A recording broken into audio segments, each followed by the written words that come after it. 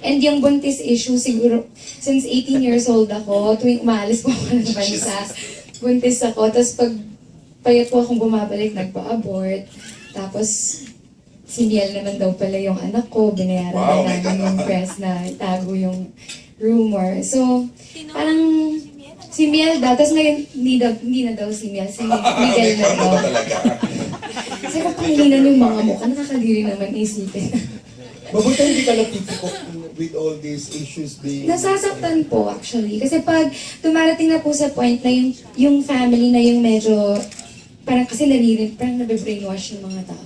Parang naririnig nila lagi. And pag sila na yung nagtanong, doon nagiging, medyo personal. Kasi parang, iba na yun eh.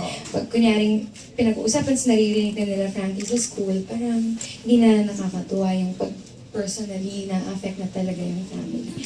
So, I don't like having to clear up rumors that really are just rumors. But, yeah, just for the record, hindi talaga nangyari. For the longest time, ayoko talagang mag-comment, lalo pag walang katotohanan. Parang ayoko nang mag-comment kasi wala naman magagawa yun for me. Pero siguro dahil ang tagal-tagal na, and na-realize ko na parang, ano ba naman yung i-deny ko na lang kasi totoo namang hindi nangyari.